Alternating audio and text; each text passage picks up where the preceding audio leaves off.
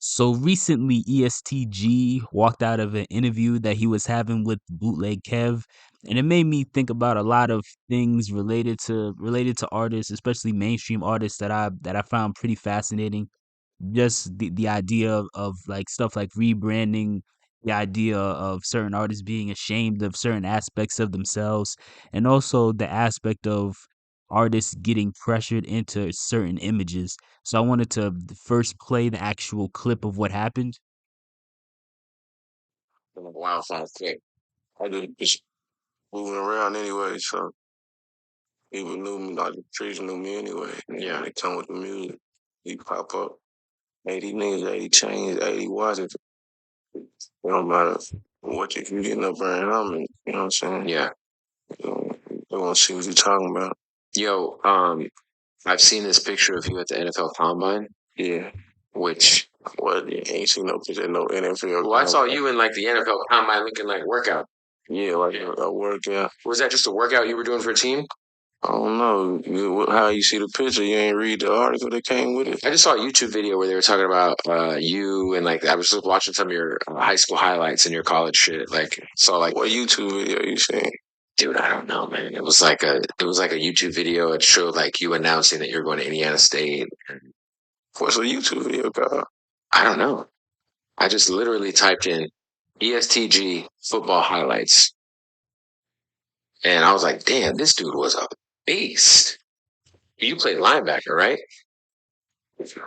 What do I got to do with music and shit right now? No, I'm just curious because I'm a big football fan. So like, I'm just like, I'm a huge football fan, and I find it fascinating that like you really like have like a real high level like football run. You know what I'm saying? Before the rap shit like took off. So yeah, I just think it's fast. It's obviously a part of your story. So I know it doesn't have anything to do with what's going on right now, but that's fair.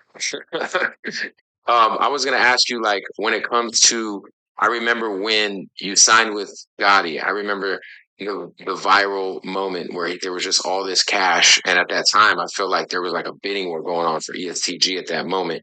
Um, One, what made you rock with Gotti, and what is something over the last 2 or 3 years that you have learned?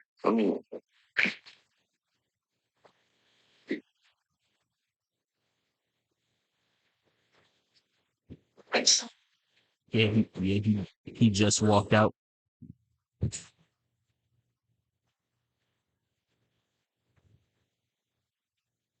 Well, for the very first time in Bootleg Kev podcast history, we had someone walk off of the set. Interesting. Oh, well, there's the ESTG interview that he was 2 hours late for. Now, now that was a weird situation. So like it was the interview itself seemed like it was kind of all over the place, and so as you would imagine, my thoughts on all the things related to what you just heard were also all over the place.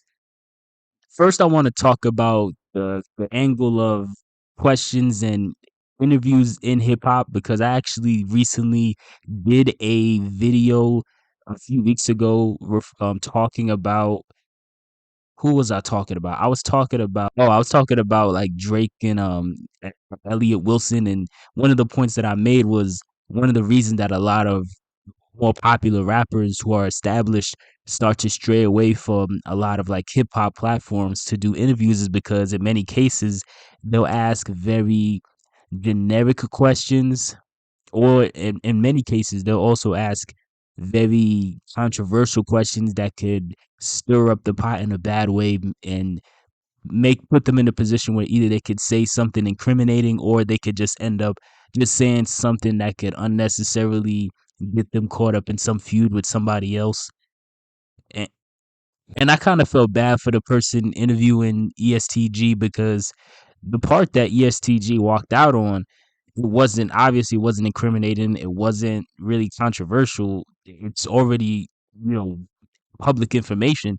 It was just pretty much what I felt like was a genuine question about coming from somebody who was passionate about football, who saw that ESTG had a legitimate background in football. and he wanted to know more about it. He thought maybe that could help make a cooler interview. Now, to me, as much as I critique a lot of people who do hip hop interviews, and because they ask what I think are in many cases just unnecessary questions, I don't think that was an unnecessary question. I think that was actually a pretty reasonable question. Even if he's tired of answering it, there's still a lot of people who may not know that about him. He hasn't answered it too much, but he has talked about it a few times and answered that question a few times related to football. So I don't know why exactly he didn't want to answer it this time. I'm assuming maybe he was just tired of answering the same thing, but still, it would still make a lot of people feel more connected to him and more interested in just the fact that this is somebody who played football at a high level. Like when he played coming out of high school, he was literally the number one ranked linebacker in the entire state of Kentucky. Like that's a big flex in my opinion. Him talking about, oh, he had 80 chains, 80 dudes and all this stuff, 80 cars. That's not a flex. That sounds expensive and dangerous, cuz if you got 80 friends, 79 of them don't like you and would kill you. But that's a different conversation.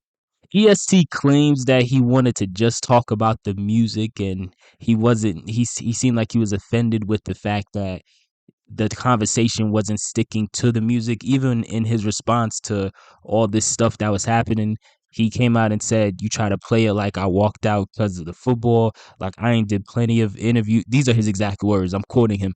He said, you trying to play it like I walked out because of football, like I ain't did plenty of interviews talking about playing football and talk about it in my music. ESTG wrote on Instagram.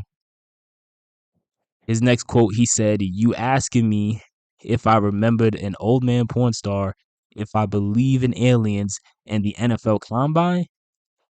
WTF do that got to do with my album dropping on Friday? Sorry. I'm sorry. Um, and I literally just walked out that interview 2 hours ago, and you already got the clip up. You trying to go viral? LOL. I got real life stuff going on. Ask around. I don't feel like playing, so please don't play with me because I play crazy.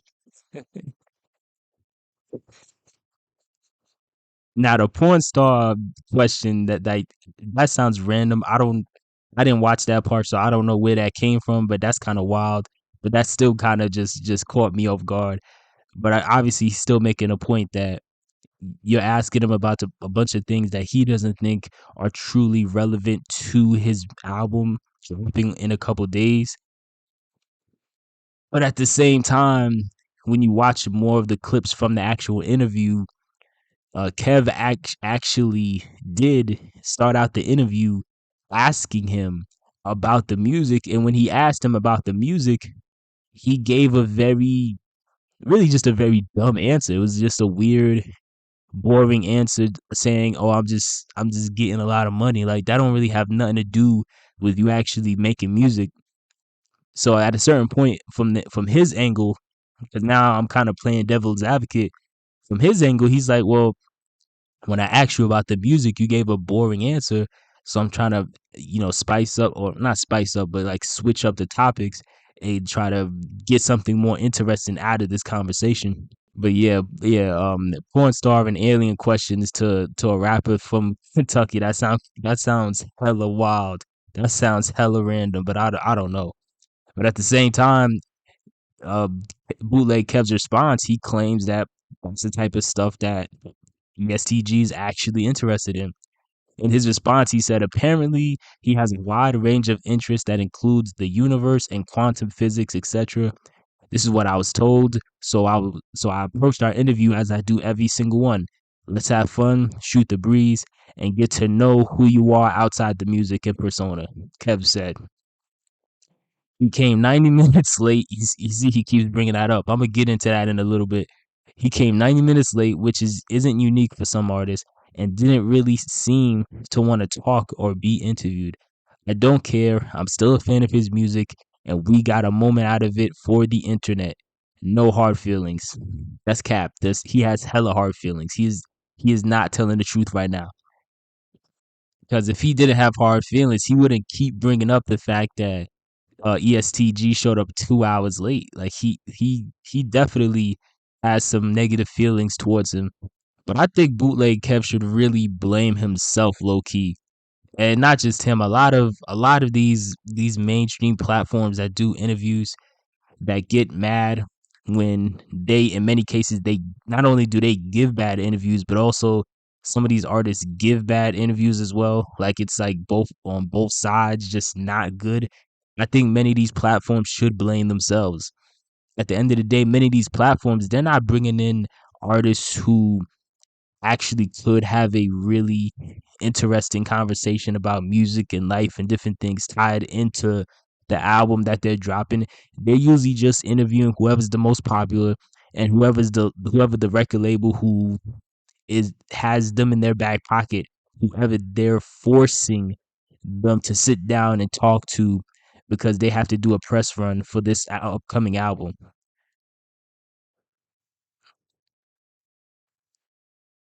I had to let that breathe because a lot of these people doing interviews, they keep catching attitudes, but you keep interviewing the type of people who who them acting like this is not a surprise. This is this is usually if they're like this, everybody already knows, but they just don't care. They only care when it happens to them. You're saying he's 2 hours late. There's plenty of artists who you could have interviewed and given some light, given some shine to, who are underground, who will not show up 2 hours late, but you wanted to interview him. Or maybe he didn't want to. Maybe he was forced to. I don't know. But either way, you interviewed him. And if he's late to your interview, that means he's probably been late to a bunch of them. So again, you just gotta blame yourself. Now another angle to this is whether it's ESTG or people like Dave East. It seems like a lot of these like more popular rappers who have like legitimate backgrounds in sports.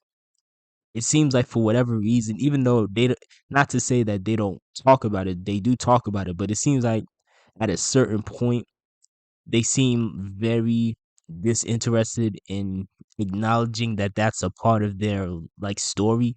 And I don't mean like, oh, they're like they've talked about it so much to the point where they want to become bigger than that. It almost gives off the vibe like almost like it's kind of like they're kind of ashamed, which is kind of weird. But that's kind of what it seems like to me.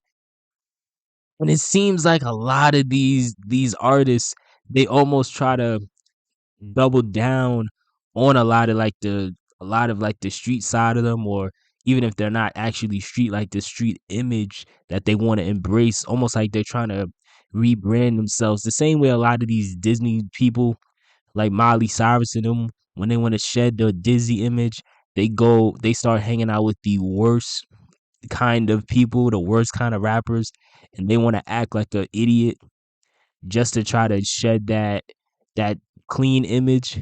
It kind of seems like artists like Dave East and ESTG are in a similar space where they want to try to go extra hard within the street lane as an attempt to try to shed the sports image that they kind of have associated with them because it's their history.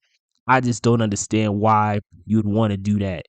But another reason I think maybe there's some shame is because kind of it contradict the street it, excuse me, it could kind of contradict the street image they're trying to sell to people, because the more you answer questions about it, the more people will ask questions, and the more people ask questions, the more they're going to stop and say to themselves, wait a minute, for you to play at that high of a level and for you to even be allowed to play, you would have to do really well in school, because to play on these teams in high school and college, you got to have above a certain grade point average. But then also, you would also have to dedicate a lot of time in the gym or on the field or whatever, practicing your practicing your craft.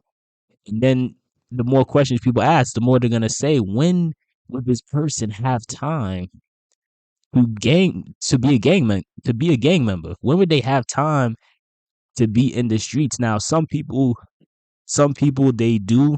You have heard stories of some people who have done that. I think probably the most infamous story would be like Aaron Hernandez from the Patriots. But is that really the route you want to be? Is that really the route you want to be on? Is that really the place you want to go? Because he went to jail. Like we know how the rest of his story played out. Do you really want to go that route? I don't know. It's so weird to me. Like you would think they would just double down on just the sports aspect of everything and make that not necessarily a gimmick, but I guess you can call it a gimmick, like something that they would just lean on for years and years and years. Because I mean, most rappers want to be ball players anyway. That's something that they constantly fantasize. Well, most mainstream rappers, that's something they constantly fantasize and reference. So you would think that would actually work to their advantage, but they're trying their hardest to downplay it, and I'm not really sure why. And even if you feel as though you don't want to be seen as, I don't know, a square or not as cool, well, even I can't even say it's a cool thing. Even if you feel as though you want to have a more street image or just not an image of a ball player, you still could just go into another lane of just being like the chill dude who makes, who just has, his own thing, isn't street or doesn't give off the street vibe at all. And it's hard to articulate it, but I think the best example would be an artist like Dom Kennedy. As far as I know, Dom Kennedy has no gang affiliation, despite being from southern Los Angeles. I've never really heard Dom Kennedy reference any gang or be in any gang, or I've never heard him really get caught up in that.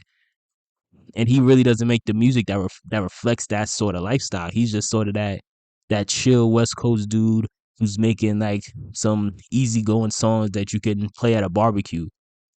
That's a lane.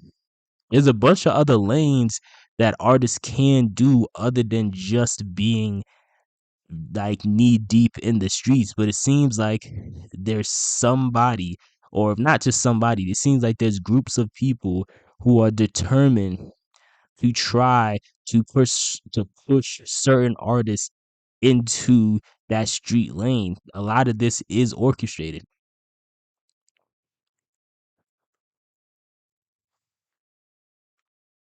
Even me, I'm not somebody who's made it to that level of popularity. But even in my case, I've crossed paths with people who claim that they wanted to like help me, promote my music and do this and that.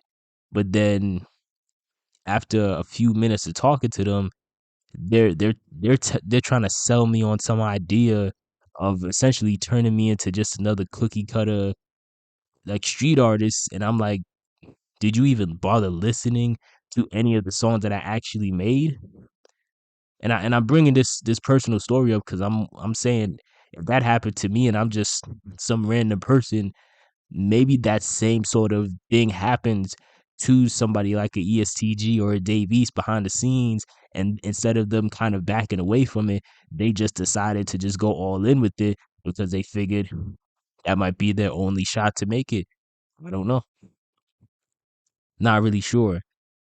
It's just weird to just see a lot of these dudes have like the opportunity of a lifetime, but they're just so determined to just crash out instead of just chilling and making songs and being happy that they could just make money from making songs. But I'm not really sure, man. Let me know what your thoughts are on ESTG and artists like Davies. I feel like I didn't talk much about Davies, but long story short, a lot of people have been giving him backlash recently because they feel as though he's they're calling him a fake Crip because it seems like he just popped up claiming Crip out of like the blue as like a 30-year-old man. So let me know what your thoughts are on these type of situations and these artists doubling down on the streets and not on their background in sports. Do you think it's a good idea? And do you think this is all orchestrated?